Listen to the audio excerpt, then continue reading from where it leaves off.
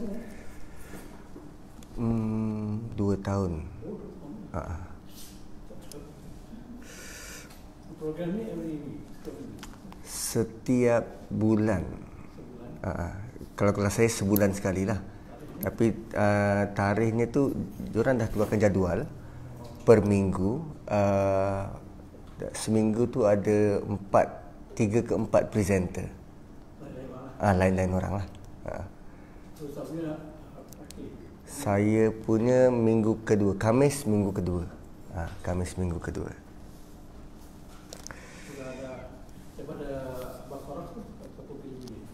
Saya setakat ni saya ambil Suratul Kahfi.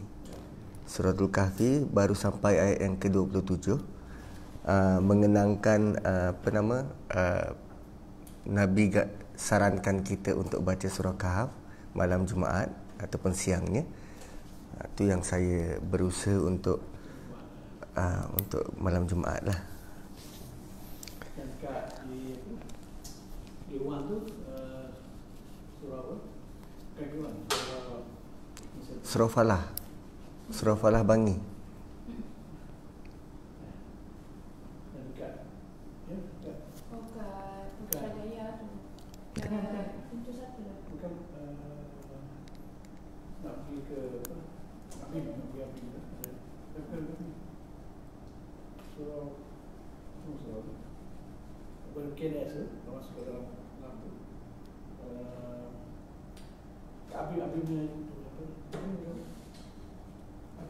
Dekat PKNS. Sebelah PKNS tu Sungai Ramal. Oh, Sungai Ramal. Masjid apa ni?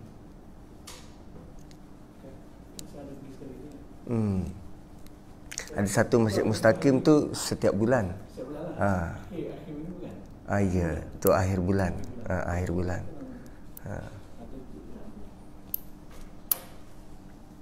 Sebut tafsir ni kan? Yang tu surah lain lah, surah-surah lain. Cuma dekat sini ni saya tumpukan pada surah Kahfi. Ada buat macam akhirnya akan komplit Quran. Memang targetnya macam tu. Memang targetnya macam tu. Betul. Saat nanti gabungan semua orang, insya-Allah akan komplit lah satu Quran.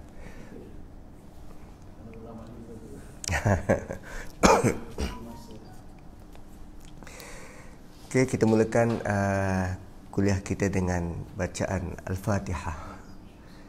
Bismillahirrahmanirrahim. Alhamdulillahirabbil alamin arrahmanirrahim maliki yaumiddin.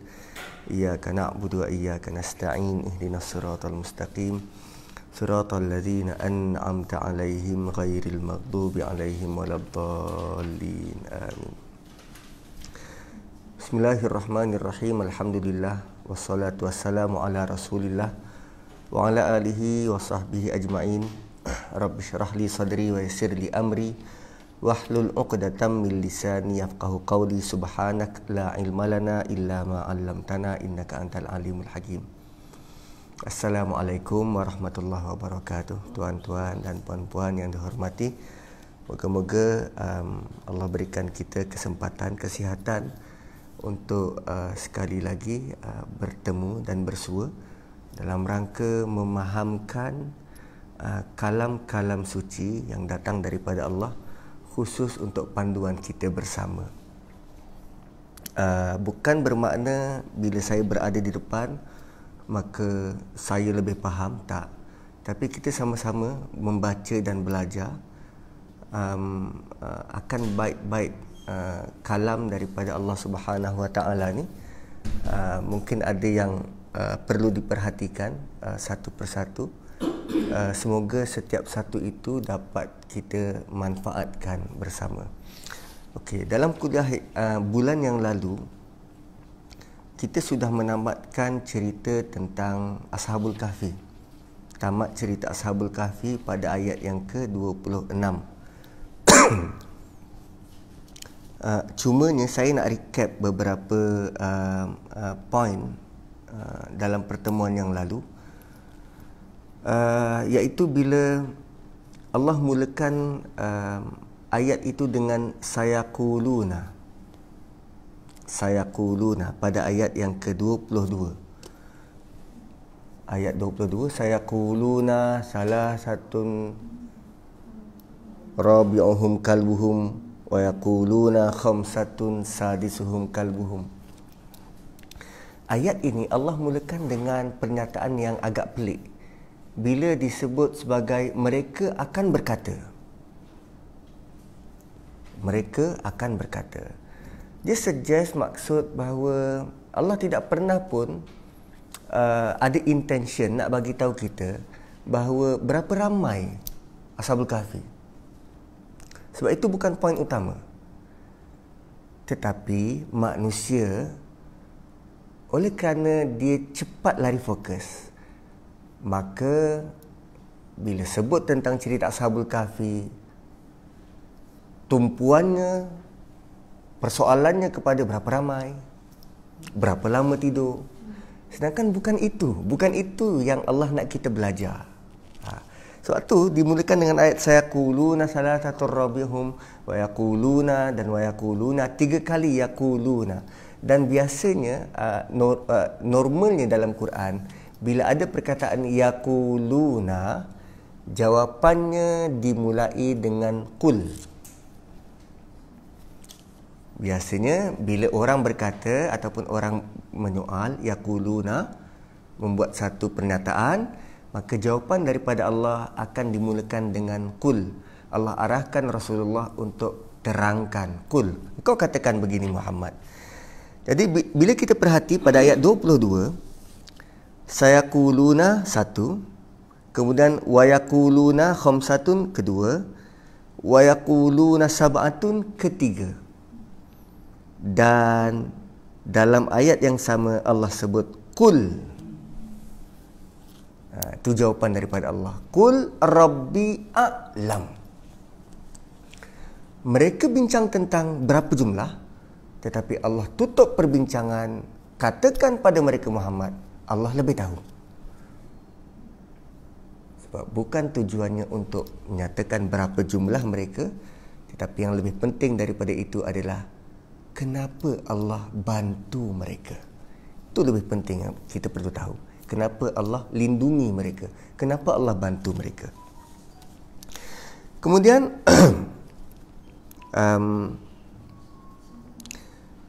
ayat qul rabbi a'lamu bi'iddatihim ma ya'lamuhum illa qalil boleh diertikan sebagai, katakan pada mereka Muhammad, Tuhanmu, Rabbi a'lamu, Tuhanku lebih mengetahui tentang bilangan mereka. Ma ya'lamuhum, akan tetapi sangat sedikit orang yang mengetahui hal ehwal mereka, illa qalil. Ma ya'lamuhum illa qalil. Orang yang tahu tentang hal ehwal mereka, tentang berapa lama mereka tidur, tentang berapa banyak berapa ramai mereka di situ, apa terjadi waktu berlaku dalam tu, semua itu Allah sembunyikan dan hanya sedikit saja orang nak ambil tahu pasal pemuda ni. Contoh,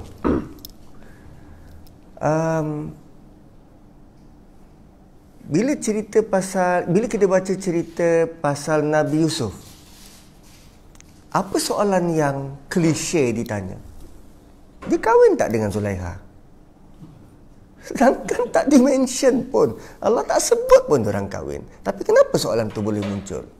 Sehingga boleh keluar dalam doa perkahwinan, seolah-olah macam itulah perkahwinan yang direstui dan Allah redha. Sedangkan tak disebut pun. Satu manusia ni, nanti pada ayat 26 nanti Allah highlight lagi sekali, Allah beri penekanan lagi sekali. Sila perhati kepada apa yang Allah mention, instead of kita mencari luar daripada itu. Seolah-olah macam apa yang Allah bagi ni belum cukup untuk kita, kan? So dalam ayat yang sama, ayat 22, ada beberapa set arahan daripada Allah. Allah mulakan dengan fala tumari fihim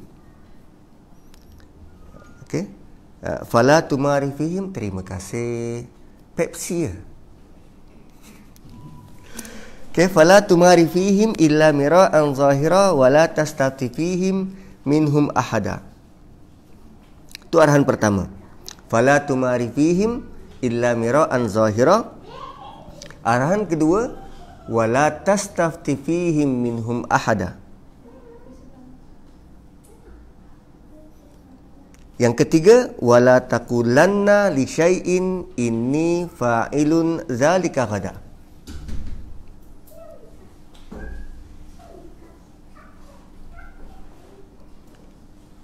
Yang ketiga.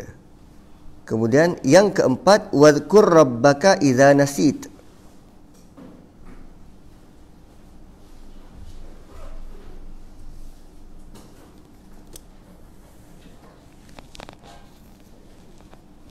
Okey, yang keempat, yang kelima, qul asa ayyahdiyani rabbi li aqraba min hadza rasyada.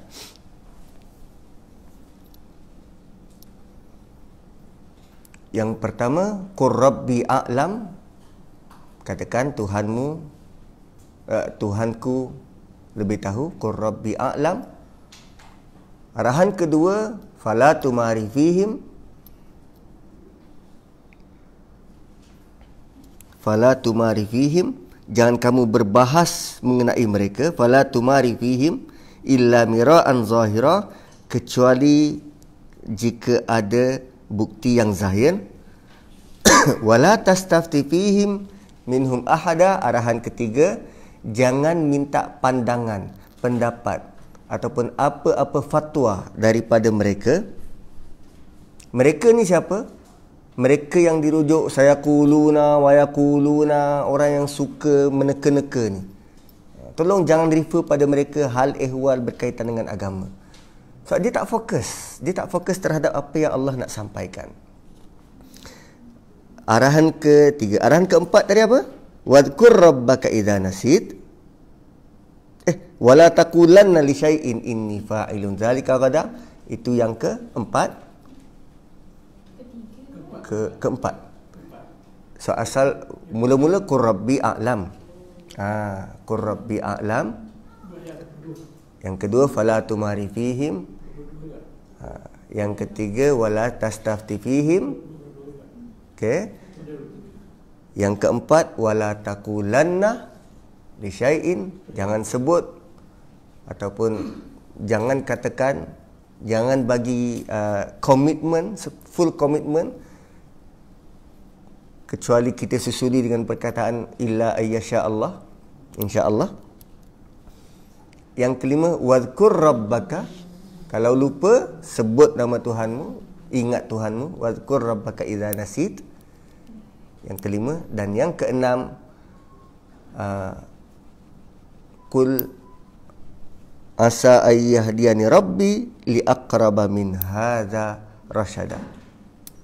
Dan berdoa, moga Allah kurniakan kepadaku petunjuk yang lebih dekat daripada ini. Okey.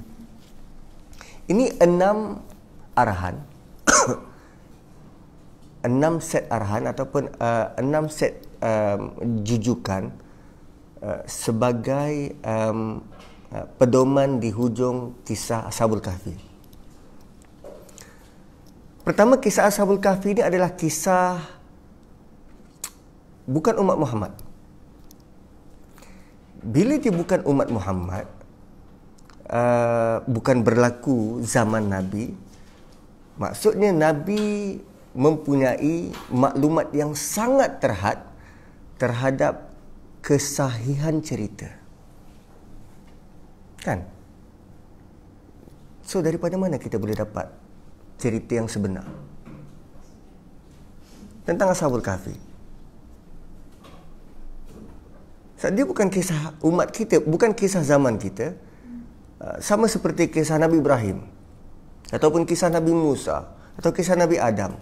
Kita tak ada maklumat yang precise, yang lengkap tentang kisah-kisah ini, kisah umat terdahulu. Jadi panduan yang Allah bagi pada kita adalah, pertama, akui bahawa Allah Maha Tahu. Allah Maha Tahu. Apa yang Allah hidangkan pada kita, itu yang kita perlu ambil tahu. Dan Allah tak nak kita memandai-mandai. Apa yang Allah hidangkan pada kita, itu yang kita perlu ambil tahu. Sebab Allah Maha tahu. Yang kedua, fala tumari fihim.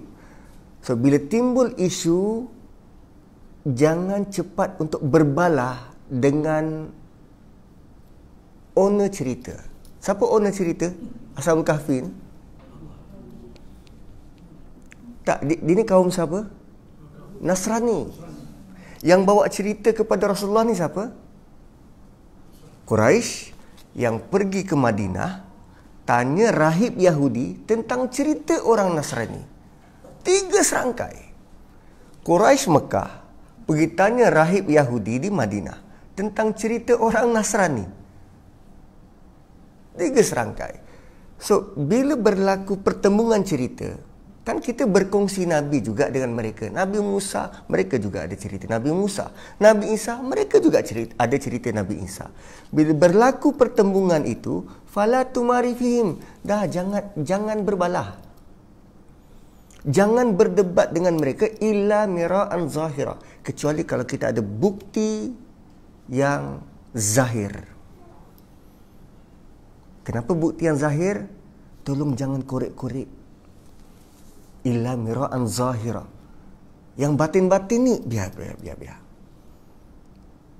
Tentang Nabi Musa, nanti akan ada cerita Nabi Musa bertemu dengan seorang lelaki yang famous dalam kalangan kita sebut sebagai Nabi Haidir. Kita tahu ke dia itu Nabi? Tak tahu. Dalam hadis hanya sebut nama dia ni Hudar. Apa Hudar? Orang yang berjalan, duduk di satu tempat, tempat tu menghijau. Itu je. Malah Allah panggil dia sebagai hamba Allah. That's it. So, kita jangan memandai-mandai, menukuk tambah cerita yang sedia ada. Okey. Kemudian, wala tastafti fihim minhum ahada. Bila kita mula berbalah, maka kita akan mencari rujukan. Bila kita nak bawa bawa gocoh kan, bawa berbalah ni, bawa berdebat, kita akan mula cari rujukan. So, tolong jangan minta fatwa dari mereka. Wala tastafti fihim. Dan sebenarnya benda ni boleh digunakan dalam banyak bidang. Kita cuba untuk menguasai satu bidang, tolong tanya kepada mereka yang ada autoriti dalam bidang tu. So, jangan memandai-mandai. Kan macam yang viral 2-3 minggu lepas tentang Starbucks. Isu tu sejak 2012. Sepatutnya sudah selesai, tapi masih lagi berulang dan orang masih tanya pada JAKIM, Ustaz, ini betul JAKIM dah haramkan ke? Daripada nama Ustaz Zahazan kepada Dr. Zahazan, sekarang ni Datuk Dr. Zahazan. Pun tak settle. Malah perkataan yang sama, tukar tajuk je, pergi T-Live. Akhirnya orang sibuk, okey, T-Live ni dah mula haram ke? Lah. Fala tumari fihim illa mira'an zahira wala tastafti fihim minhum ahada. 3 arahan pertama adalah tentang bagaimana kita communicate dengan orang lain. Pertama, nak communicate, pastikan pasak dalam hati bahawa Allah Maha tahu. Apa yang Allah dah sampaikan melalui kitab ni enough untuk kita. Qur Rabbi a'lam. Kemudian kalau nak berbalah, tolong cari bahan-bahan ataupun bukti yang jelas dan tolong jangan minta fatwa daripada orang lain tentang agama kita. Okey. 3 arahan selanjutnya, Allah kata apa? Wala taqulanna li syai'in inni fa'ilun zalika ghadan. So, jangan confident sangat nak bagi tahu tentang komitmen kita kecuali ataupun diiringi, kecuali jika kita iringi dengan perkataan insya-Allah. Jangan berani-berani bagi komitmen, suka untuk berjanji tanpa kita benar-benar mean it, maksudkannya, kecuali dengan sebutan insya-Allah. Dan biasanya manusia ni bila berjanji dia lemah. Seringkali atau kadang-kala dia terlupa. So, apa berlaku bila dia lupa? wadhkur rabbaka idza nasit. Ingat Tuhan bila terlupa. So, 3 yang pertama tadi komunikasi kita dengan orang luar. 3 yang terakhir ini adalah kita dengan diri kita. Bila kita buat komitmen, pastikan sebut insya-Allah ataupun letak kebergantungan pada Allah. Yang kedua, jika lupa, ingat Tuhan, wadhkur rabbaka idza nasit. Dan yang ketiga, qul asa ayyahdiyani rabbi li aqraba min hadha rasyada. Sering berharap moga-moga Allah memberikan panduan dan hidayah yang lebih dekat daripada ini. So, 6 pesanan ini, 3 untuk kita communicate dengan orang luar, 3 untuk diri sendiri. Dan kisah Ashabul Kahfi ini Allah tutup dengan ma lahum bihi min dunihi min waliyyin. Apa yang Allah nak kita belajar daripada kisah Ashabul Kahfi pada ayat yang ke-26, ma lahum min dunihi min waliyyin. Ingatlah bahawa mereka tiada pembantu, tiada pelindung selain dari Allah. Itu yang Allah nak kita belajar. Bukan nak cari berapa lama diorang tidur, anjing tu polka dot ke stripe, so pintu gua tu berapa besar. No, bukan itu.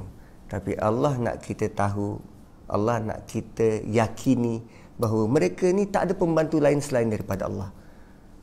Malahum min dunihi min waliyyin wala yusyriku fi hukmihi ahada. Dan bila Allah buat sesuatu, dia tak perlu kepada pembantu. Wala yusyriku fi hukmihi ahada. Okey. So kita masuk ayat baru, ayat 27. Bismillahirrahmanirrahim. Watlu ma uhiya ilaika min kitabi rabbik la mubaddila li kalimatihi wa la tajida min dunihi multahada. Wasbir nafsaka ma'al ladzina yad'una rabbahum bil ghadati wal 'ashiyyi yuriduna wajhah wa la ta'du 'ainaka 'anhum turidu zinatal hayatid dunya wa la tuti' man aghfalna qalbahu an dzikrina wattaba'a hawah wa kana amruhu furuta. Maksudnya, katakanlah dan bacalah apa yang diwahyukan kepadamu dari kitab Tuhanmu.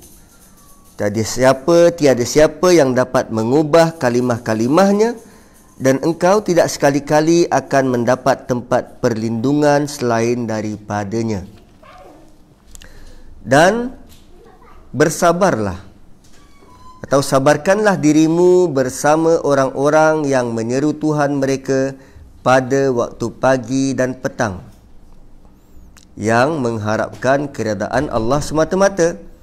Dan janganlah kamu memalingkan pandanganmu daripada mereka kerana mahukan kesenangan hidup di dunia.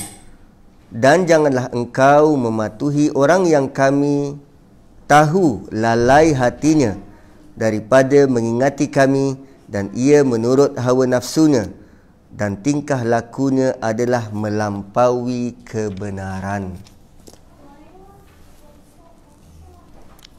Tuan-tuan dan puan-puan, perkataan yang kita perlu perhati untuk ayat 27 ni, perkataan pertama adalah utslu ataupun watslu. Asal perkataan kalimah tala.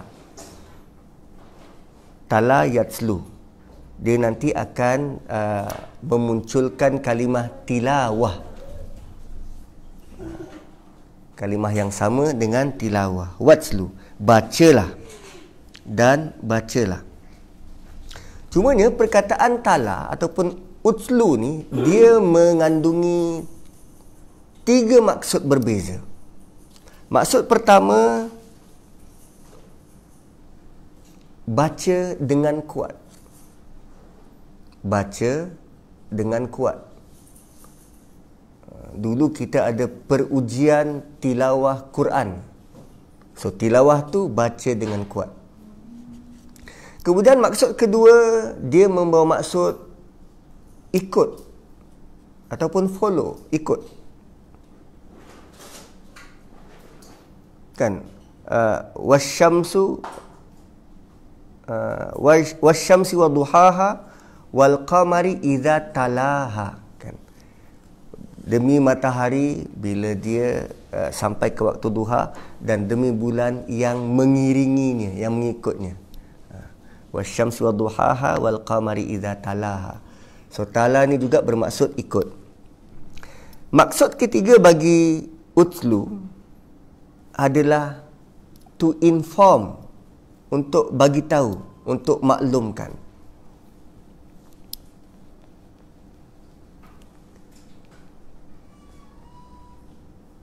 Dan bila kita masukkan semua maksud kalimah itu dalam perkataan watslu, dia membawa maksud tolong baca dan ikut apa yang engkau baca, serta maklumkan apa yang kau tahu ni daripada kitab Tuhanmu.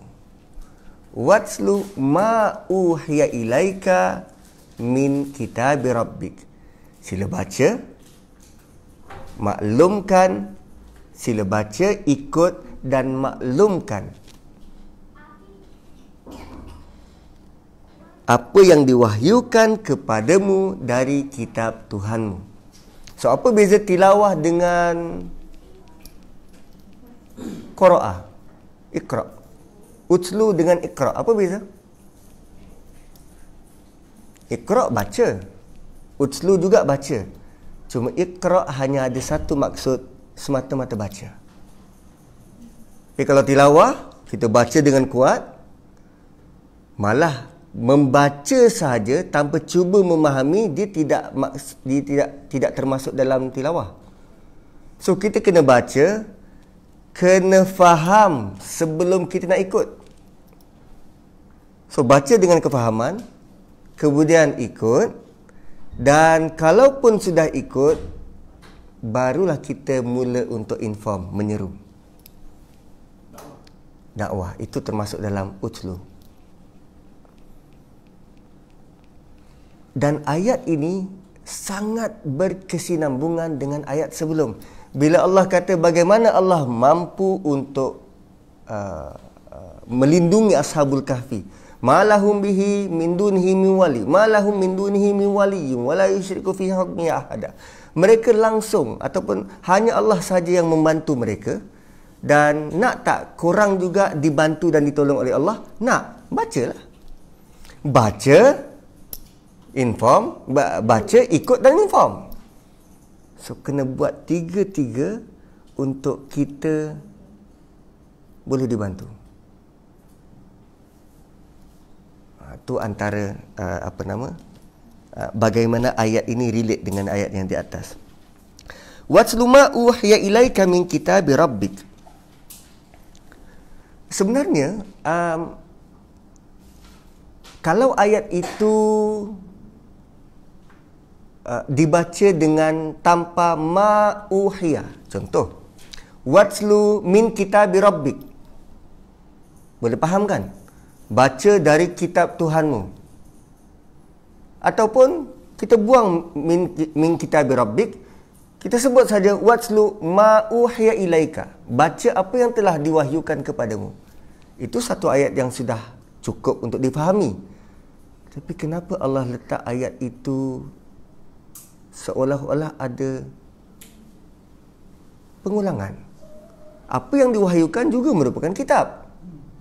Kitab adalah apa yang diwahyukan. So, kenapa bentuknya panjang begitu dan apa yang Allah nak kita faham? Pertama, arahan ini kepada Rasulullah sallallahu alaihi wasallam. Kan tadi disebut ada 6 arahan demi arahan, satu demi satu, dan ini adalah penekanannya. Engkau nak baca, engkau nak ikut, nak dapatkan panduan, pastikan daripada apa yang telah diwahyukan. wala tastafti fihim, jangan minta fatwa dari mereka. Fala tumari fihim, jangan berbalas dengan mereka kecuali apa yang jelas. Apa yang jelas? Ma uhiya ilaika, apa yang telah diwahyukan. Ini juga adalah menjadi bukti bahawa apa yang Nabi sebut, apa yang Nabi ucap tidak lari daripada apa yang Allah telah wahyukan.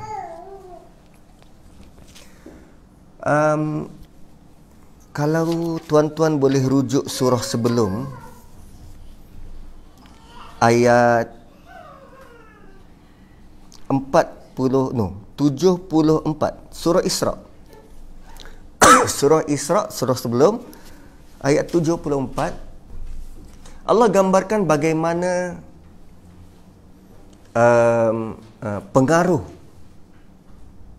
pengaruh orang sekeliling ni yang Nabi berada di dalamnya, yang jika Allah tidak protect Nabi, Nabi boleh terpengaruh. Ayat 74 surah Isra. Allah kata apa? Walaula an sabbatnaka, kalaulah bukan kerana kami yang mengukuhkan pendirianmu. Walaula an sabbatnaka, kalaulah bukan kami yang membantu mengukuhkanmu, laqad kitta tarkanu ilaihim syai'an qalila. Dan tentulah engkau sudah mendekati dan setuju sedikit aja dengan kehendak mereka. Kalau bukan kerana kami yang memandumu, menetapkan kakimu supaya engkau firm dalam agama ini, dah tentu kau akan ada rasa, alah bolehlah, sikit je. Kan sembahyang 5 waktu macam berat sangat, alah kadang bolehlah jamak, sikit je.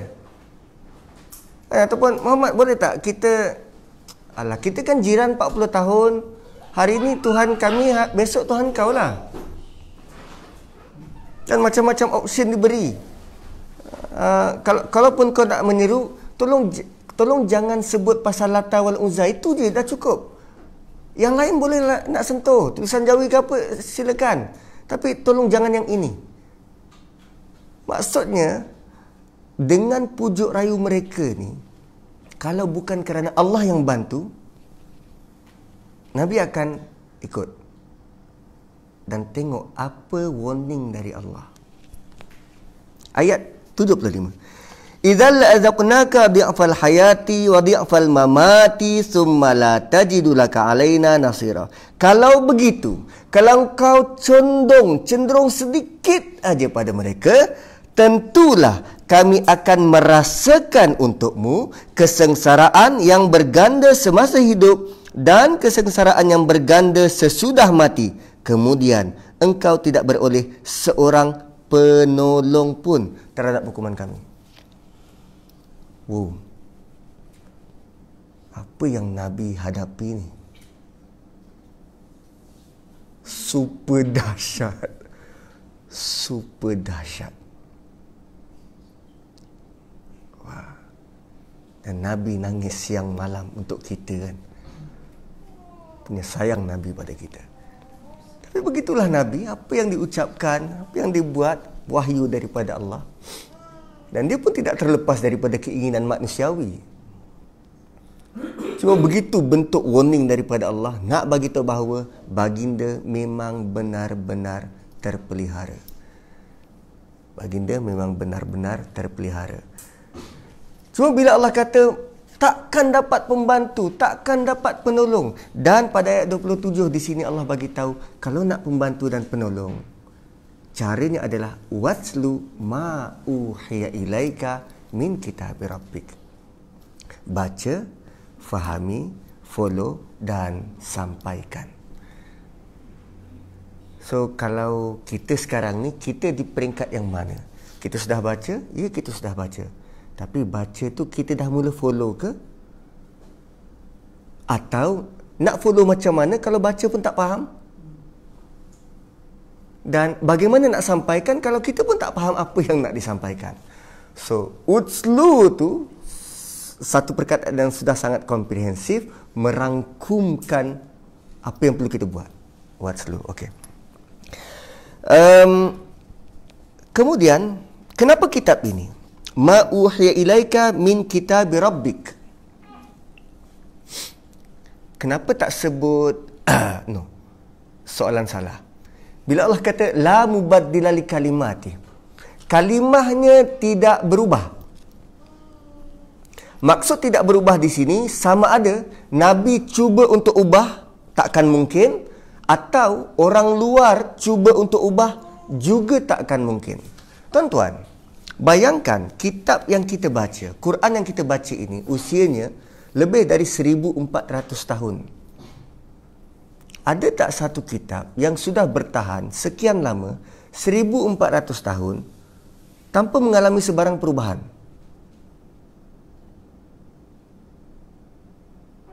Dan bila Allah sebut la mubaddila li kalimati, bukan per word, bukan per perkataan, tetapi per huruf. Kalimah dalam bahasa Arab bukan hanya merujuk kepada satu sentences, tapi per huruf. Nun satu kalimah. Nun wal qalami wa ma yasturun. So, dia terpelihara per huruf. Malah bukan sahaja kalimahnya terpelihara, makna kalimah pun terpelihara. Jika hanya Allah protect hanya perkataan tanpa protect makna, banyak sebenarnya, ataupun kita boleh tengok kitab Taurat yang asal bahasa Aramaik, boleh disebut tapi tak faham makna. Yang Old Testament kita boleh faham tu sebab sudah ditranslate. Tapi kita asal, bahasanya pun sudah pupus. Ini daripada bahasa asal, bahasa original. Allah pelihara 1400 tahun. La mubaddila li kalimati. Setiap satu huruf dipelihara. Tanpa ada orang boleh ubah. Tanpa ada orang boleh ubah bentuknya. Sebab kan kita baca sejarah Bani Israel. Bila Allah perintahkan kepada mereka untuk masuk ke satu kota dengan perkataan apa? Hittah. Kan? Allah arahkan Nabi Musa, arahkan Bani Israel, engkau nak bertaubat, okey, engkau masuk satu tempat ni, tapi dengan syarat tundukkan kepala dan sebut hittah. Apa yang mereka sebut? Hintah. Hampir sama, tapi ditukar. Tu mubaddil. Tu berubah. Quran tak. La mubaddila li kalimati. Hittah dia tetap hittah sampai kiamat. Sebab tu kalau kita baca Quran, bila-bila waktu, bila-bila masa, yakinilah bahawa apa yang kita baca sama seperti apa yang Rasulullah sallallahu alaihi wasallam pernah baca. La mubaddila li kalimati wa lan tajida min dunihi multahada, dan kamu selama-lamanya takkan dapat ataupun takkan memperolehi selain daripadanya perlindungan yang sepertinya. Ini pernyataan yang sangat kuat. Walan tajida, kamu takkan selama-lamanya menjumpai perlindungan sepertinya. Walan tajida min dunihi multahada. Multahada ni refuge, perlindungan. So ayat 27 adalah ayat yang super powerful. Bila kita mungkin berada dalam situasi Ashabul Kahfi, tanpa Nabi, tanpa kitab, diugut nak bunuh. No, bukan diugut nak bunuh. Sudah dijatuhkan hukuman dibunuh oleh raja waktu tu. Mereka melarikan diri dan minta lindung daripada Allah, dan Allah pandu dan lindung sebaik mungkin sehingga mereka diselamatkan tanpa perlu mereka buat apa-apa pun. Walan tajida min dunihi multahada. Dan sebenarnya dalam surah Kahfi, naratif yang macam ni yang Allah ulang banyak kali. Perlindungan hanya dari Allah, perlindungan hanya dari Allah, bukan dari yang lain. Itu yang diulang banyak kali. Itu yang diulang banyak kali. Ayat seterusnya, wasbir nafsaka ma'al ladzina yad'una rabbahum bil ghadati wal 'ashyi yuriduna wajha. Dan bersabarlah atau sabarkan dirimu atau tahan dirimu. Tahan dirimu apa? Ma'alladzina yad'una rabbahum, bersama orang-orang yang sentiasa berdoa atau sentiasa menghadapkan atau mengharapkan daripada Tuhannya. Yad'una rabbahum, mengharapkan keredaan, menyeru pagi dan petang, bil ghadati wal 'ashyi, pagi dan petang, yuriduna wajhah. Dia berdoa mengharap pada Allah. Tujuannya supaya dia dapat redha. Kita artikan sebagai redha, tapi ayatnya yuriduna wajha. Kenapa yuriduna wajha? Kerana akhirnya kita mengharapkan untuk masuk syurga, dan nikmat paling tinggi dalam syurga apa? Melihat wajah Allah. Sebab tu Allah letak pengharapan paling tinggi, yuriduna wajha, ingin melihat wajah Allah. Wala ta'du aynaka anhum turidu zinatal hayatid dunya. Dan janganlah kamu memalingkan pandanganmu daripada mereka. Kalaupun kita tidak bersama mereka, tolong jangan palingkan pandangan. Allah arahkan Rasulullah untuk sentiasa bersama dengan sahabat yang committed beribadah pada Allah, yang secara konsisten berdoa siang malam untuk mencari Tuhan. Dan Allah larang Nabi, tolong jangan alihkan pandanganmu dari mereka. Tolong jangan alihkan pandangan dari mereka. Wala ta'du aynaka anhum. So, kenapa? Turidu zinatal hayatid dunya. Kerana mahukan kesenangan hidup di dunia. Turidu zinatal hayatid dunya. Wala tuti', dan jangan kamu ikut atau jangan kamu patuh man aghfalna qalbahu, mereka-mereka yang kami lalaikan hati mereka, an zikrina, daripada mengingati kami, wattaba'a hawa, lalu kerana lalai hati mereka, mereka mula mengikuti hawa. Hawa ni apa? Hawa ni maksud asal dia adalah lubang yang bottomless. Hawa ni lubang yang bottomless. So masukkan apa saja pun takkan pernah penuh. Tak cukup. Dan kita gelar sebagai hawa nafsu. So nafsu yang tidak berkesudahan, never ending, tu hawa. So wattaba'a hawa wa kana amruhu furuta, dan kerana itu perbuatannya mula melampau-lampau atau melampau batas. Furut, tafrid, ifrat, furut ni dia melanggar batas. Taghut pun daripada situ juga. Taghut ni melampau lebih daripada furut lah. Furuta.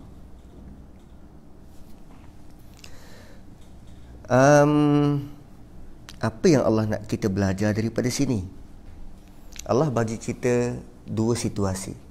Situasi pertama, ada orang yang siang malamnya berdoa mencari Tuhan. Di satu sudut, bila kita benarkan diri kita untuk tidak ingat Tuhan, aghfalna, kita sendiri memilih untuk melalaikan hati kita kan, aghfalna. Instead of baca Quran, kita memilih untuk tengok Netflix. Contoh, saya pun tengok Netflix. Instead of kita buat sesuatu yang boleh mengingat Tuhan, tapi kita buat sesuatu, sengaja memilih untuk buat sesuatu yang tak ada relate pun dengan agama. Man aghfalna. Bila kita mula mengosongkan diri, setiap sesuatu perlu diisi. Benda yang kosong perlu diisi. Bila ingatan pada Allah tiada di hati, maka dia akan diisi oleh sesuatu yang lain. So Allah kata, man aghfalna qalbahu, siapa yang sengaja melupakan kami, ataupun man aghfalna, yang kami lalaikan hati dia, qalbahu an zikrina, dari mengingati kami. Dan zikir di sini, zikir juga membawa maksud Quran. Kan bila disebut ala bi zikrillah tatmainnul qulub, mengingati Allah akan menenangkan hati. Zikir juga boleh membawa maksud Quran dan dia relate kepada arahan watslu tadi. Man aghfalna qalbahu an zikrina wattaba'a hawa. Berapa step tu? Pertama, ghafal, lalai. Lalai daripada mengingati. Kadang ada orang lalai terlupa. So dia akan diingat dan diingat. Ada orang terus lalai dan langsung lupa. So mula dengan lalai dan dia mula mencari sesuatu yang boleh mengisi kekosongan diri. Itu yang orang rasa jiwa dia kosong. Kan setelah semua dia buat, dia masih belum puas. Kan Najwa Latif nyanyi kosong-kosong tu kan. Dia rasa jiwa dia kosong. Semua benda dia dah buat, tapi rupanya masih rasa ada kekosongan. Rupanya yang kosong tu hati. Wattaba'a hawa. Malah bila dia rasa kosong, dia mula mengikut apa gerak hati dia rasa. Wattaba'a hawa. Dan akhirnya apa yang dia buat, wa kana amruhu, 2 part tentang hati, 1 part tentang apa yang dia buat, wa kana amruhu furuta. Untuk golongan pertama, Allah cuma kata tentang mereka yang berusaha siang dan malam mengingati Allah, tanpa Allah sebut tentang apa kegiatan mereka. Tapi untuk orang yang lupa dan lalai ni, Allah siap sebut hasil kerja mereka rosak.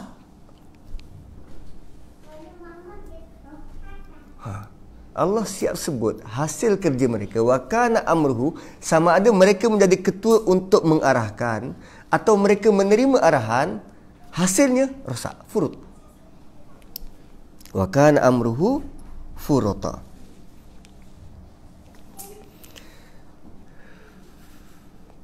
Okey, wa qulil haqqu min rabbikum faman syaa'a falyu'min wa man syaa'a falyakfur inna a'tadna liz-zalimina naran ahata bihim suradiquha wa in yastaghithu yughathu bima'in kalmuhli yashwil wujuh bi'sa syarab wa sa'at murtafaqa.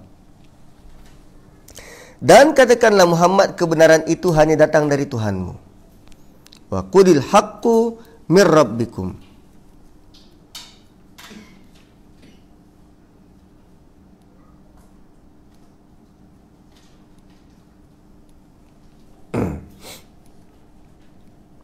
Wa qulil haqqu min rabbikum faman syaa'a, siapa yang nak, falyu'min, maka dia beriman. Wa man syaa'a, siapa yang nak, falyakfur, maka dia kufur. Oh, rupanya kita boleh pilih nak beriman ke tak? Atau macam mana? Allah kata faman syaa'a falyu'min wa man syaa'a falyakfur. Siapa yang nak, silakan. Siapa yang nak, silakan. Ada pilihan ke? Atau macam mana nak mahamkan ayat ni? Bila Allah kata wa qulil haqqu min rabbikum. Bila ayat sebelum tu Allah cerita tentang mereka yang ikut hawa nafsu, mereka yang bila bekerja furud. Dan Allah kata Yang benar tu semata-mata datang dari Allah, tiada yang lain. Manusia hanya berfikir dan merasa benda tu yang paling sesuai. Antara lain untuk kita memahami kenapa Allah suruh ikut apa yang diwahyukan daripada kitab. Bayangkan kalau kita tidak diberi sebarang kitab. Bayangkan kalau kita tidak diberi sebarang kitab. Macam mana kita nak meletakkan penanda aras moral, misal kata? Siapa yang boleh menetapkan buat begini baik dan buat begini tak baik? Psikologis? Baik dan tak baik itu relatif atau macam mana? Itu moral. Proses pengurusan harta, perwarisan, muamalah, perkahwinan. Siapa yang boleh bagi guide semacam itu? Saya pernah tanya dengan Farouk A. Peru yang sangat menonjol dia tak terima pada hadis-hadis Nabi. Saya tanya dia, kalaulah anda tak terima, let's say lah, saya bersetuju dengan anda dan tak terima hadis Nabi. So macam mana saya nak dapatkan satu model terbaik untuk saya ikut? Adakah anda bersedia untuk jadi saya punya model untuk saya ikut akhlak anda dan anda menjadi penanda aras kepada ummah ini? Senyap sampai sudah. Atau tuan-tuan ada yang sanggup untuk jadi, marilah ikut saya, apa yang saya buat ni adalah yang paling baik, yang paling ideal sesuai untuk masyarakat zaman sekarang. Sedangkan masyarakat kita sudah terbahagi kepada beberapa generasi. Generasi baby boomers, generasi Z, millennial, generasi alpha. Setiap satu ada perangai dan pendapat masing-masing. Twitter YDPA baru dinonaktifkan hanya semata-mata kerana ada sebilangan orang yang tak setuju dengan cara pendekatan dia yang begitu rapat dengan rakyat. Siapa yang meletakkan moral polisi ini? Jika tanpa panduan daripada wahyu. Sukar. Susah. Dan kita boleh saja berdebat untuk tempoh beratus tahun nak keluar daripada kelas kaki kanan, kaki kiri. Itu baru penggunaan kiri dan kanan. Yang antara perdebatan yang tense dalam internet tentang bagaimana nak meletakkan tisu tandas, menghala keluar ke atau menghala ke dalam. Tu pun orang debatkan. So siapa menentukan moral ni? Sebab tu Allah kata waqulil haqqu mir rabbikum, yang hanya benar dari Tuhan, tak ada sumber lain. Sebab untuk kita hidup, kita perlu kepada sets of rules. Satu, Malaysia terkehadapan dalam bidang halal. Kita berusaha untuk buat satu set of rules yang boleh diikuti oleh orang ramai. Satu, halal kita tu naik begitu cantik, kita buat panduan. So, bila Allah kata waqulil haqqu mir rabbikum, Allah buat satu panduan yang semua orang boleh ikut. Dan Allah bukan saja turunkan undang-undang itu dalam bentuk perkataan, tetapi ada model yang menghidupkannya. Bayangkan Nabi boleh duduk makan bersama dengan ahli suffah bersila. Dan cuba bayangkan kalau Nabi tak buat macam tu. Duduk makan buffet, dom, kena makan dengan sudu dan garpu. Bingung kita. Kat rumah kita pakai chopstick. Sebab tu Nabi bawa satu model yang semua orang boleh guna. Makan guna tangan kanan, dahulukan orang sebelah kanan, ucapkan salam. Benda yang sangat simple tetapi mempengaruhi kehidupan manusia. Satu Allah kata, wa qulil haqqu mir rabbikum. Dan bagaimana nak fahamkan faman syaa falyu'min wa man syaa falyakfur. Contohnya macam ni tuan-tuan. Katakanlah kita bekerja bersama-sama di satu syarikat dan Tuan Haji sebagai CEO. Kita semua pekerja ni. Dan bila waktu rehat, tak macam mana kita sama-sama duduk membawang. Membawang pula asalnya cerita pasal bola. Malaysia lawan UAE. Kan patutnya boleh menang tapi terkena tiang. Kemudian cerita pula pasal BMF, nak beli produk apa. Akhirnya bila cerita-cerita, termasuk cerita pasal syarikat. Dan kita pun mula membawang. Membawang, siapa lagi? Bos lah yang paling best. Nak dibawangkan.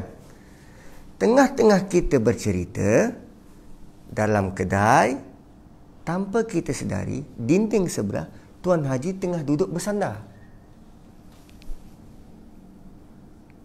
Kita pula cerita, suara saya paling lantang duk sebut nama. Ini tak puas hati apa benda lah Haji ni gini, cerita-cerita. Habis saja waktu rehat, Tuan Haji pun bangun. Dan oleh kerana cashier sebelah sini, dia bangun, dia keluar.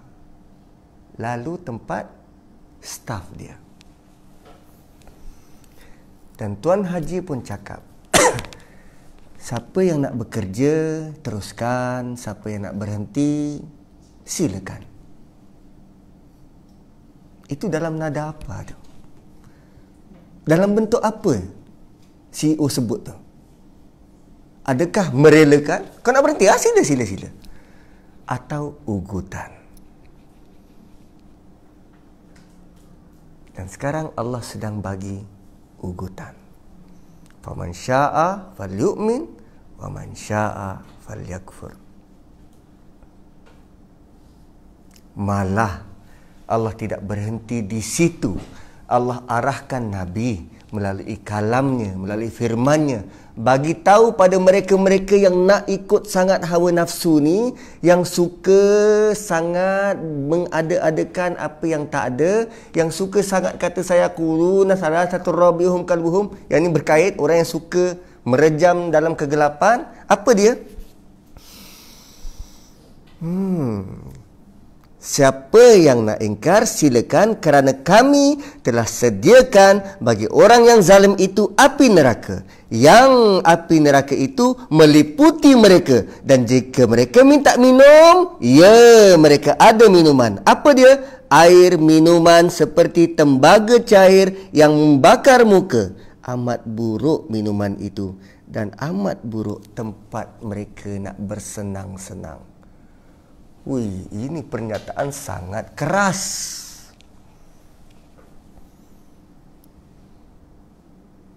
Boleh kita cakap dengan non-Muslim macam ni?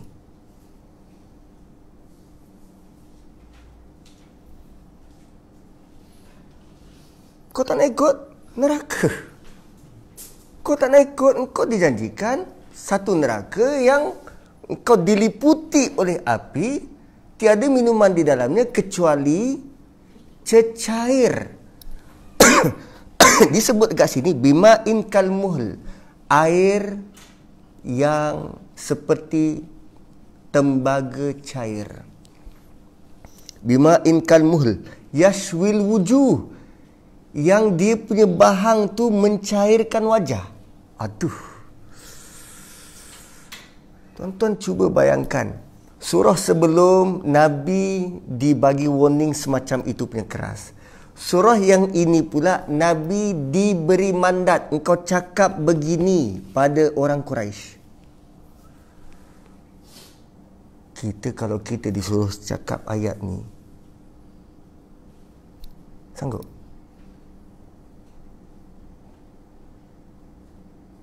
Besar beban yang Nabi tanggung. Besar.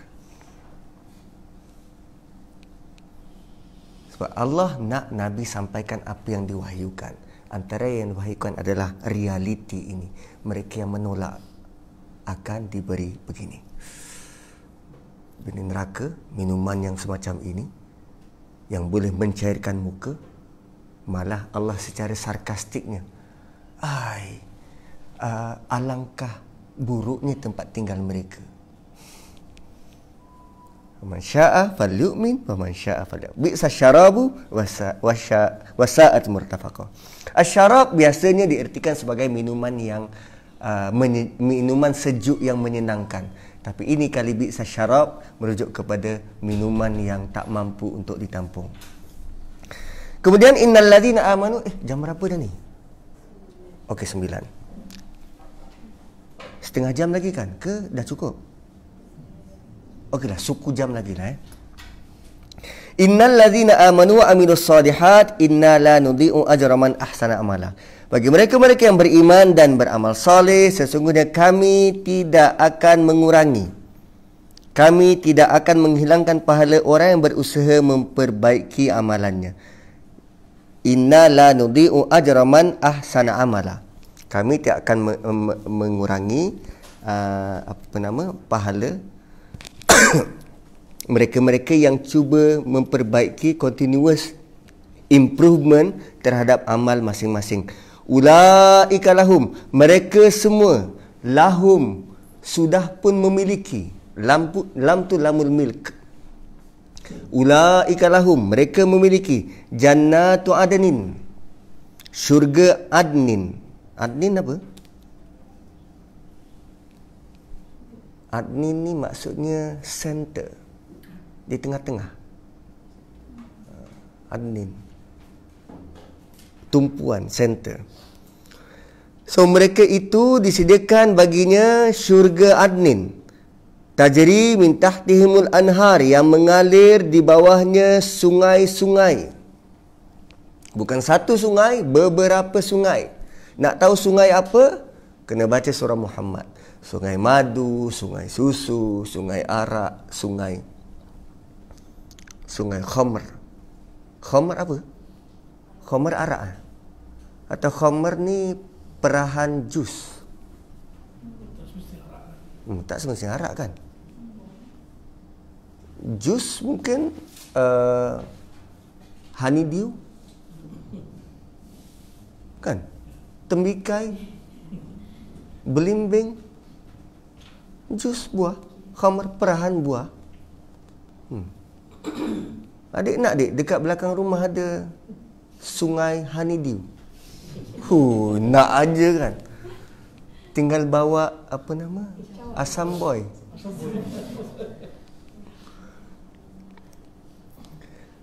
So apa yang mereka dapat? Mereka dapat syurgaan yang mengalir di bawahnya beberapa sungai.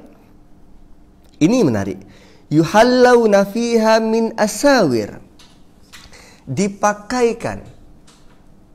Bukan mereka memakai, tetapi mereka dipakaikan. Yuhallawna. Siapa yang pakaikan tak tahu, tapi Allah nak emphasize mereka dipakaikan. Apa yang dipakaikan pada mereka? Min asawir. Asawir ni super plural. Super plural maksudnya pelbagai jenis aksesoris seperti gelang, rantai, cufflink, subang, apa lagi, mahkota, pepingat. Kan semua aksesoris ni dipakaikan. Kalau kita agak beruang, pergi butik untuk dipersiapkan, kita dipakaikan aksesoris kan, macam raja lah dipakaikan.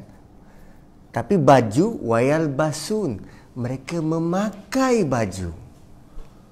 So baju bukan kita dipakaikan, kita pakai baju sendiri, tapi aksesoris dipakaikan. Wah, dah macam orang kaya lah kan, ahli syurga.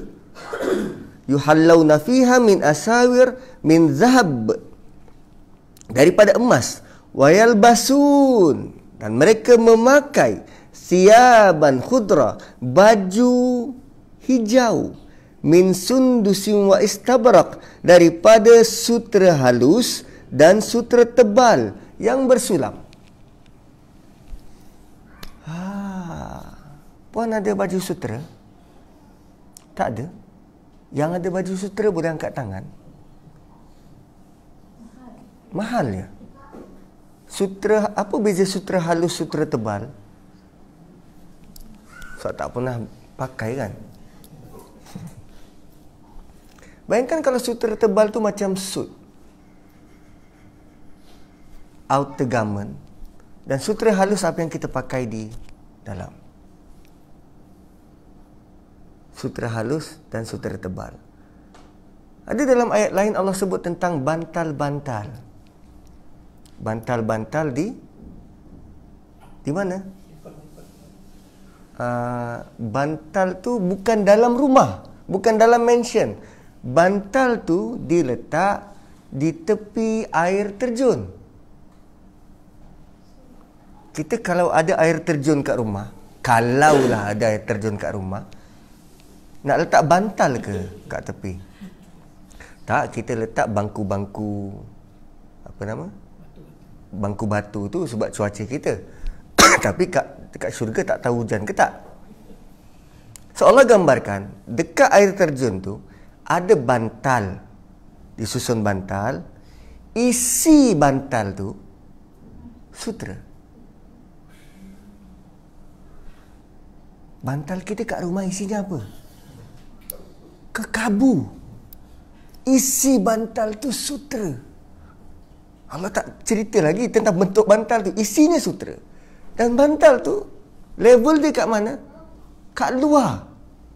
Bukan dalam rumah, luar. Kita kalau nak letak bantal kat luar ni, bantal yang bukan digunakan untuk tidur, bantal untuk duduk, alas kaki. Second class punya bantal. Second class punya bantal Allah letak kat luar dan isinya sutera. Boleh bang? Baca surah Ar-Rahman. Ar-Rahman, Ar-Rahman. Bantal isinya sutera. So ini baju sutera. Min asawira min zahabi wa yalbasuna thiyaban khudran min suddus wa istabraq muttaqiina fiha 'alal araik. Mereka duduk berteleku. Berteleku ni saya tak tahu apa benda, tapi dia kata kat sini berteleku di atas pelamin-pelamin. Bersandar. Kan? Duduk bersandar. Dan kenapa pelamin? Muttaqiina fiha 'alal araik. Araik ni adalah kerusi yang ada armrest dan boleh sandar. Pelamin lah tu kan. Kesinggah sana. Tengok pertabalan agung hari tu, kan dia duduk singgah sana macam tu. Cuma ahli syurga bukan begitu. Sebab ahli syurga ni dia bebas. Kalau itu dia sedang ikut protokol. Kan? Tuanku sedang ikut protokol. Dia tak boleh nak bergerak bebas. Tapi ahli syurga, dia duduk begitu di tempat yang tinggi. Dalam surah yang lain pula, sambil mereka ketawa pada ahli neraka. Gelakkan ahli neraka. Mereka duduk di atas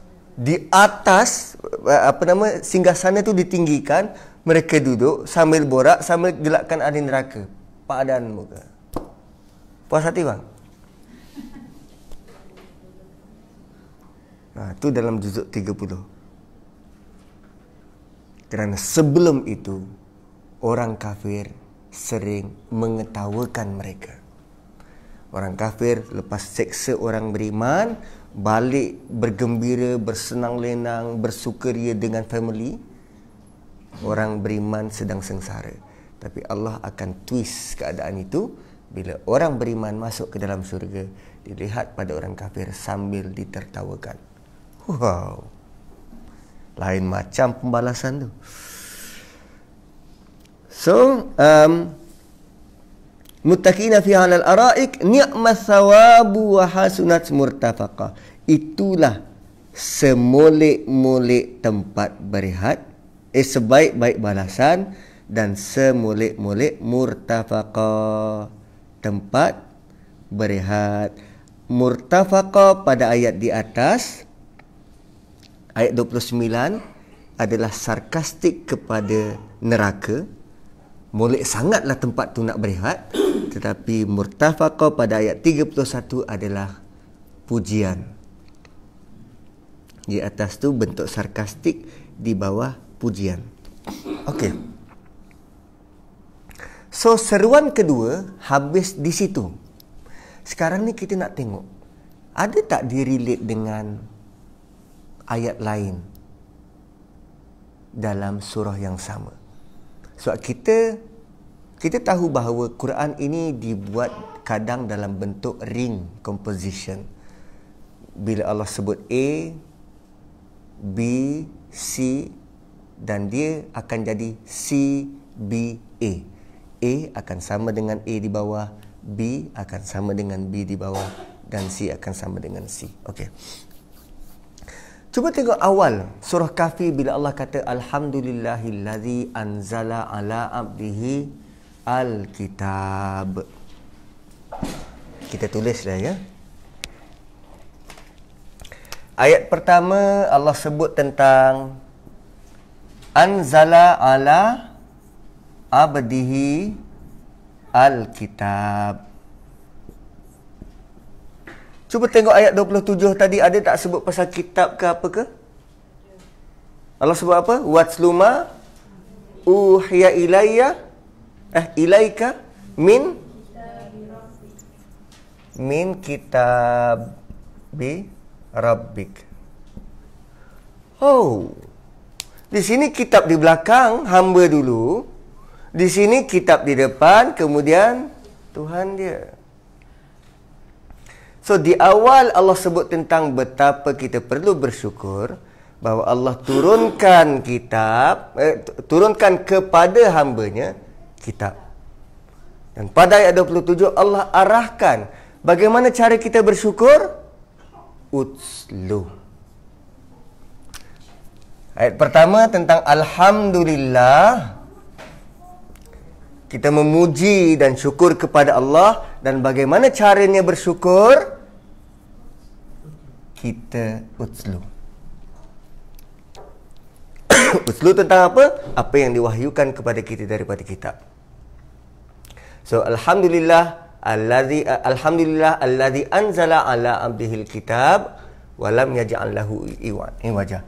So apa yang anzala? Bagaimana wahyu itu turun? Bentuk anzala. Watslu ma uhiya. So anzala dia represent wahyu yang turun. Okey.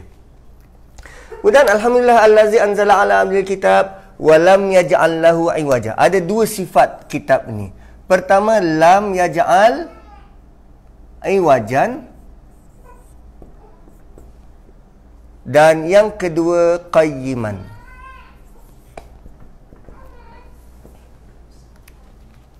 Dia firm, tiada pesongan di dalamnya, maksudnya tidak berubah, dan dia qayyimah. Qayyimah apa?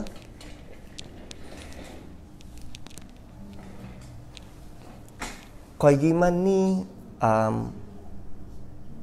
dasar dia kukuh. Qayyiman walau macam mana qayyiman ni? Dia berdiri sendiri, teguh kot. Prinsip dia tu teguh. Macam contoh tadi moral policy kan. Dulu, kini dan selamanya, begitulah moral dia. Dia tidak terikut dengan trend. Kalau dulu untuk anak murid masuk lewat dalam kelas tu, itu satu kesalahan besar. Dan cikgu boleh saja arahkan untuk denda berdiri atas kerusi atau berdiri di luar. Tapi sekarang tak boleh. So polisi itu firm dulu, kini dan selamanya. Kalau dulu nak masuk rumah kena bagi salam, sekarang pun sama, tak berubah. Walaupun dah ada loceng, itu tidak menggantikan salam. Tu qayyimah. So utlu ma uhiya ilaika min kitabi rabbik, yang di bawah la mubaddila li kalimati, la mubaddila li kalimati, kemudian lan tajida min dunihi multahadan.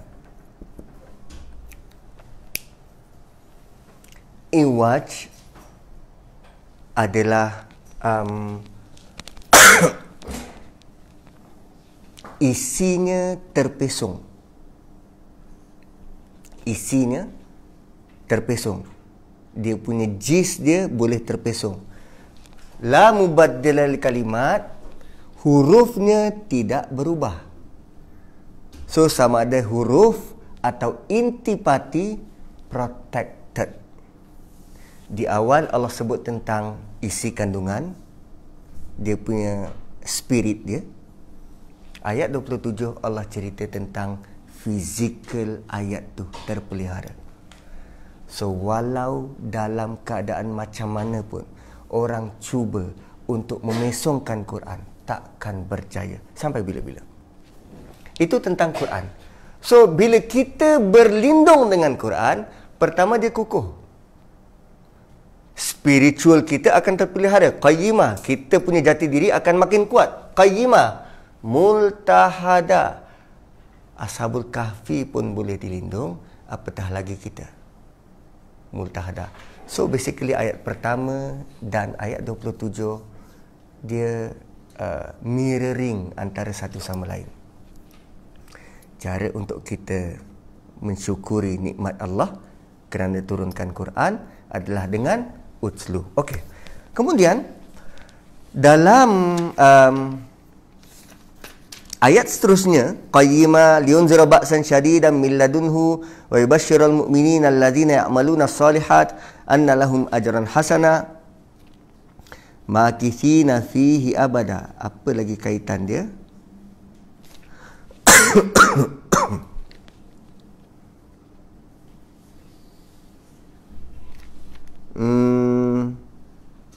Okey. Bila Allah kata wa yunziral ladzina qalu ittakhadallahu walada, ayat 4. Dan Quran ini berfungsi untuk bagi peringatan kepada mereka-mereka yang mendakwa bahawa Allah ada anak atau Allah mengambil anak. Kenapa manusia ada tendensi untuk kata Allah ada anak, dan dalam suratul Ikhlas Allah secara explicitly bagi tahu lam yalid wa lam yulad. Kenapa macam tu?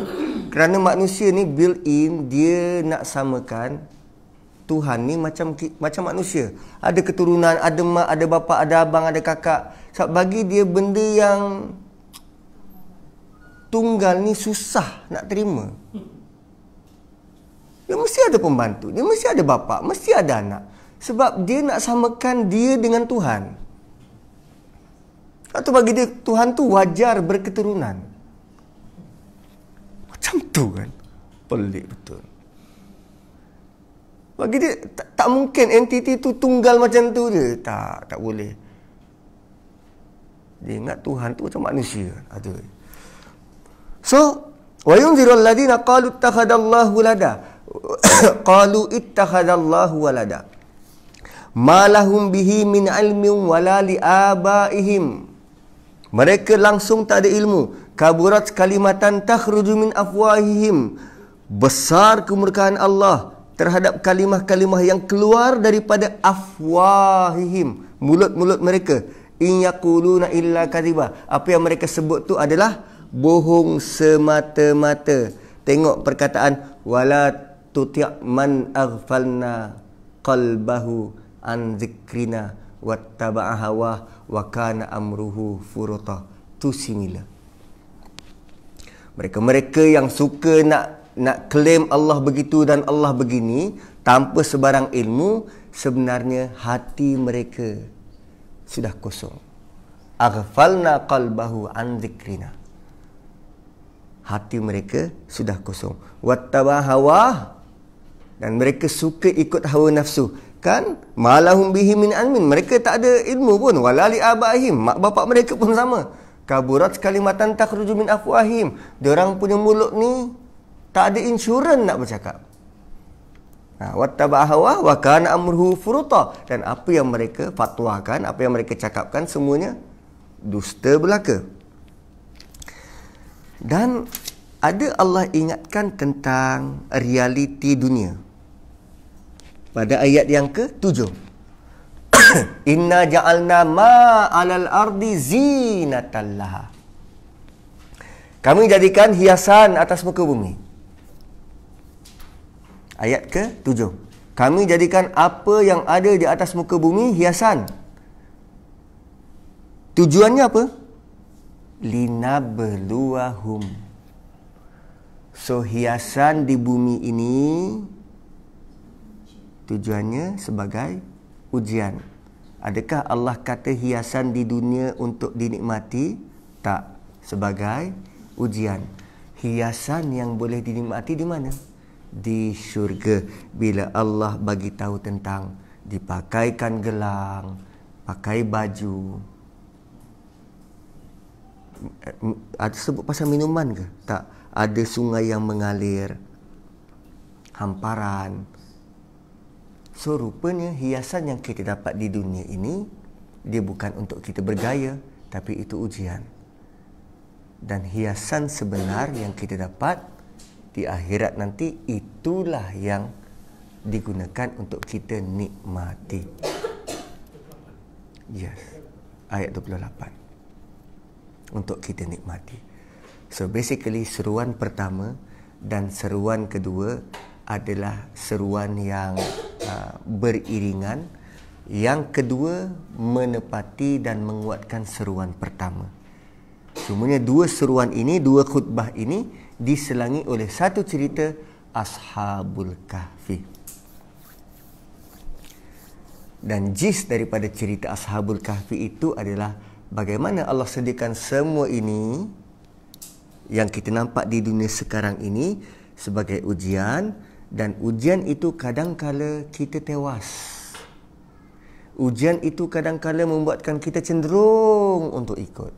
Ujian itu kadangkala untuk melalaikan, aghfalna qalbahu. Satu, apa yang perlu kita buat adalah wasbir nafsak. Sabar. Wasbir nafsak ma'alladzina yad'una rabbahum. Sabar dengan mereka-mereka yang sering berdoa mengharapkan wajah daripada Tuhan. Itu antara yang moral yang kita boleh dapatlah daripada khutbah pertama, khutbah kedua dan cerita in between Ashabul Kahfi. So insya-Allah dalam next pertemuan bulan depan kita sambung untuk cerita pemilik dua kebun. Pemilik dua kebun. Ada yang kata ini hanya metafora ataupun contoh yang Allah datangkan. Sebab kalau tengok kepada kedudukan kebun, ada tak tempat yang kita boleh tanam kurma sebagai benteng dan anggur di tengah-tengah? Ada tanah sesuai ke untuk tanam buah itu? Kurma tempat panas, anggur tempat sejuk. Sebab kebun ni dia sangat ideal. Dan Allah tak bagi tahu tempat di mana. Allah cuma bagi tahu ada dua orang dan seorang ni Allah bagi kurnia yang semacam itu punya hebat. Malah dia bukan ada satu, dua kebun. Di tengah-tengah kebun dia ada sungai pula. Hui. Itu kalau ada hartanah tu sekarang, nilainya berapa? Yang dia ada pagar semula jadi, pagar pohon kurma. Di tengah-tengah dia ada pokok anggur dan ada tumbuhan lain. Yang dia punya pengeluaran 100% tanpa gagal. Tanpa ada buah yang buruk dan busuk. Oh, itu luar biasa. Satu ada ulama kata ini metafora dia, contoh. Tak ada pun sejarah silam macam tu. Itu pun kita tak tahu, dan bukan itu yang Allah nak kita belajar. Allah nak kita belajar sesuatu yang besar, lebih besar daripada itu. Bila kita tersilap langkah, Allah masih bagi kita peluang untuk kembali. Satu pemilik kebun yang kerugian ini, Allah tidak matikan watak dia begitu saja, melainkan dia sempat bertaubat. Oh, itu luar biasa. Itu luar biasa. Kita kalau buat cerita Hollywood kan, buat cerita Batman dengan apa? Batman dengan Joker. Kan dia punya crook dia Joker. Kalau tak Joker di penjara, mati. Superman, siapa dia punya crook? Tak kenalkan sebab semua dah mati. Sempat bertaubat, tak tahu. Tapi cerita-cerita dalam Quran, mereka-mereka yang asalnya deviate kan, terpesong, adik-beradik Yusuf, akhirnya sempat bertaubat. Itu paling penting. Itu paling penting. Allah masih bagi lagi peluang dan peluang. So, boleh? InsyaAllah kita jumpa lagi bulan depan dengan cerita selanjutnya, cerita pemilik dua kebun. Barakallahu li wa lakum. Assalamualaikum warahmatullahi wabarakatuh.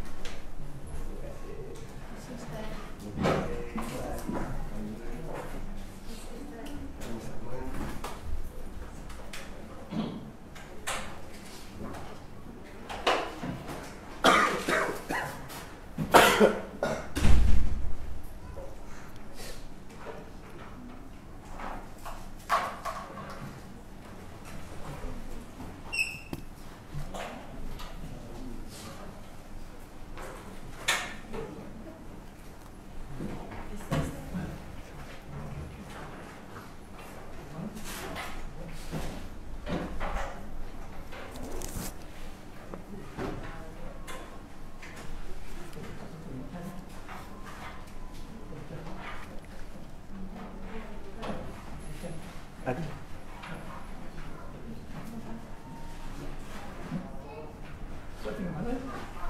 Putrajaya. Presin 17. Ni nak dapat ni kat mana?